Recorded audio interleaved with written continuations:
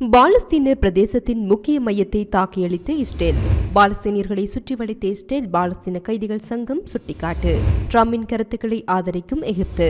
கிரேக்கத்தின் புதிய அதிபராக பழமைவாத சட்டமன்ற உறுப்பினர் பதவியேற்பு. நாசாவிலிருந்து பணி நீக்கம் செய்யப்பட்ட 23 ஊழியர்கள். அண்டார்டிகாவில் பனிமூடி கண்டறிதல் பரிசோதனை. சீன விஞ்ஞானிகள் சாதனை.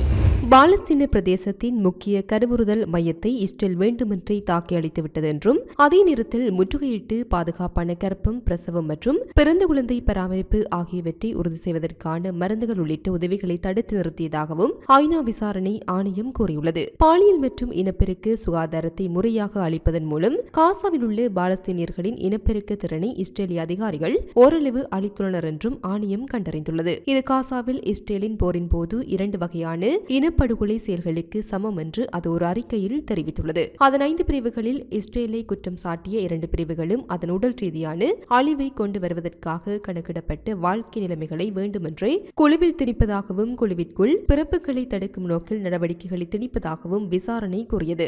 இந்த மீறல்கள் பெண்கள் மற்றும் சிறுமிகளுக்கு கடுமையான உடனடி உடல் மற்றும் மன ரீதியான தீங்கு மற்றும் துன்பத்தை ஏற்படுத்தியது மட்டுமல்லாமல் ஒரு குழுவாக பாலஸ்தீனியர்களின் மன ஆரோக்கியம் மற்றும் இனப்பெருக்கம் மற்றும் கருவுறுதல் வாய்ப்புகளில் மீள முடியாத நீண்டகால விளைவுகளை ஏற்படுத்தியுள்ளன என்று ஆணையத்தின் தலைவர் நபி பிள்ளை ஒரு அறிக்கையில் தெரிவித்தார். இஸ்ரேல் இந்த குற்றச்சாட்டுகளை முற்றிலும் நிராகரிக்கிறது என்றும் ஜெனீவாவில் உள்ள அதன் தூதரகம் தெரிவித்துள்ளது.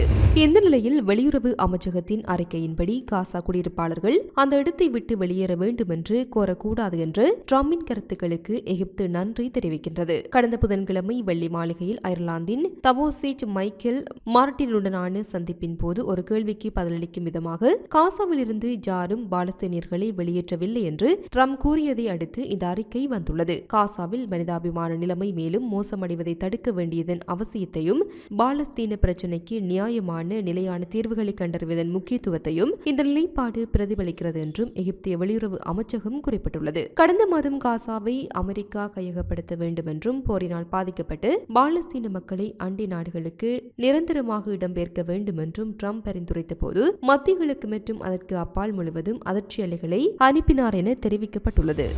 மேலும் ஆக்கிரமிக்கப்பட்டு மேற்கு கரையில் இஸ்ரேலிய படைகள் நடத்திய சமீபத்திய சோதனைகளில் குறைந்தது 25 பாலஸ்தீனியர்கள் சுற்றி வளைக்கப்பட்டுள்ளனர் என்று பாலஸ்தீன கைதிகள் சங்கம் மற்றும் கைதிகள் மற்றும் முன்னாள் கைதிகள் விவகார ஆணையம் தெரிவித்துள்ளது. தடுத்து வைக்கப்பட்டுள்ளவர்களில் ஒரு பெண்ணும் பல முன்னாள் கைதிகளும் அடங்குவதாக டெலிகிராமில் கூட்டறிக்கை தெரிவித்துள்ளது. ஹெப்ரானின் கைதிகள் அதிகரித்து வருகின்றன. அங்கு 11 முன்னாள் கைதிகள் உட்பட 12 பேர் இன்று கைது செய்யப்பட்டதாக வபா செய்தி நிறுவனம் தெரிவித்துள்ளது. மேலும் இஸ்ரேலின் நெசட்டின் துணை சபாநாயகரான ஹேனோச் மில்விட்ஸ்கி ராணுவத்தை மீண்டும் காசாவிற்குள் அனுப்பி முழு பகுதியையும் ஆக்கிரமிக்க வேண்டும் என்று வாதிட்டார். ராணுவ நடவடிக்கையை தவிர வேறு எந்த மாற்று வழியும் எனக்கு அங்கு தெரியவில்லை என்று வலதுசாரி லிகுட் கட்சியின் உறுப்பினரான மில்விட்ஸ்கி இஸ்ரேலிய ஊடகங்களுக்கு தெரிவித்தார். மேலும் கருத்து தெரிவித்த அவர், நாம் ட்ரம்பின் திட்டத்தை பின்பற்ற விரும்பினால் காசாவை முழுமையாக கைப்பற்ற வேண்டும். மீண்டும் போருக்கு திரும்புவது இஸ்ரேலிய வீரர்கள் மற்றும் கைதிகளின் உயிருக்கு ஆபத்தை விளைவிக்கும் என்பதை மில்விட்ஸ்கி ஒப்புக்கொண்டார். ஆனால் கமாஸை முழுமையாக தோற்கடிக்க துரதிருஷ்டவசமாக அது செலுத்த வேண்டிய விலை என்றார். மாற்றீடு என்ன? மீண்டும் வேலிகள் கட்டவா? மீண்டும் சோதனை சாவடிகளை அமைக்கவா என்று அவர் கேள்வி எழுப்பியுள்ளமையும் குறிப்பிடத்தக்கது.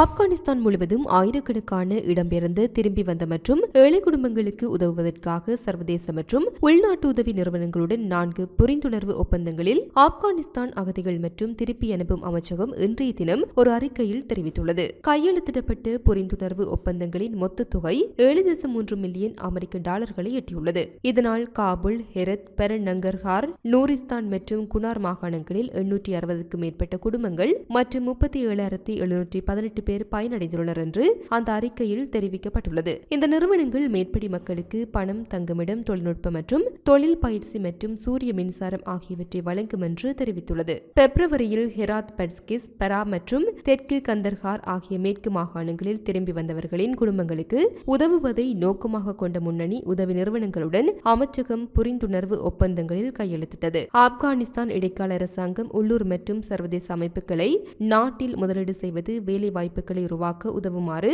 அழைப்பு விடுத்துள்ளது. அமெரிக்காவின் விண்வெளி ஆராய்ச்சி நிறுவனமான நாசாவிலிருந்து அதன் தலைவர் கெத்ரின் கால்வின் உட்பட 23 ஊழியர்களை பணி நீக்கம் செய்யுமாறு ஜனாதிபதி டொனால்ட் ட்ரம்ப் உத்தரவிட்டுள்ளார். மேலும் தெரிய வருகையில் நிலையில் அதன்படி நாசா திடீரென அதன் தலைமை அலுவலகம் மற்றும் 2 அலுவலகங்களிலும் உள்ள 23 ஊழியர்களை பணி நீக்கம் செய்வதாக அறிவித்துள்ளது. அமெரிக்காவில் ஜனாதிபதி டொனால்ட் ட்ரம்ப் பதவியேற்றதிலிருந்து நாசாவின் முதன்முறை நடைபெறும் பணி நீக்கம் இதுவாகும் என தெரிவிக்கப்பட்டுள்ளது. சீனாவின் 41வது அண்டார்டிக் பயணக்குழுவால் அறிவிக்கப்பட்டபடி உள்நாட்டிலேயே உருவாக்கப்பட்டு அல்ட்ரா வைட் பெண்ட் கப்பர் ஸ்பெக்ட்ரஸ் மைக்ரோவேவ் ரேடியோமீட்டரை பயன்படுத்தி சீன விஞ்ஞானிகள் அண்டார்டிகாவில் பனிமூடி கண்டறிதல் பரிசோதனையை வெற்றிகரமாக நடத்தினர். அண்டார்டிக்கில் பனிக்கட்டிக்கு அடியில் வெப்பநிலை பரவலை ரிமோட் சென்சிங் மூலம் கண்டறிவதை வெற்றிகரமாக மேற்கொள்ள ஹெலிகாப்டர்கள் மற்றும் ஸ்னோ மொபைல்களை பயன்படுத்தி கூட்டுவான் தரை சோதனைகளை இந்த குழு மேற்கொண்டது. சீன அறிவியல் அகாடமியின் தேசிய விண்வெளி அறிவியல் மையத்தின் ஆராய்ச்சியாளரான ஜூடி அண்டார்டிக் பனிப்பாறை உருகுவது பெரும்பாலும் அடிப்பகுதியில் இருந்து தொடங்குகிறது என்று விளக்கினார். இருப்பினும் துணை பனிப்பாறை வெப்பநிலையை கண்டறிவதற்கான பாரம்பரிய முறைகள் விலை உயர்ந்தவை மற்றும் கடினமானவை. இந்த புதுமையான கருவி அண்டார்டிக் பனிப்படலத்திற்குள் இருந்து வெளிப்படும் பலவீனமான நுண்ணலை கதிர்வீச்சு ஆற்றலை கண்டறிந்து பனி மேற்பரப்பில் இருந்து அடிப்பகுதி வரை 4000 மீட்டர் ஆழத்தில் வெப்பநிலை பரவலை வரைபடமாக்க உதவுகிறது என்று ஜூ கூறினார். துருவ பனிப்படலங்கள் உருகுதல், துணை பனிப்பாறை ஏரிகள் மற்றும் நீர் அமைப்புகளின் பரிணாமம், கடல் மட்டங்களில் ஏற்படும் மாற்றங்கள் குறித்து ஆராய்ச்சிக்கு இந்த தொழில்நுட்பம் முக்கியமான தரவு ஆதரவை வழங்க தயாராக உள்ளது என்று குறிப்பிடப்பட்டுள்ளது.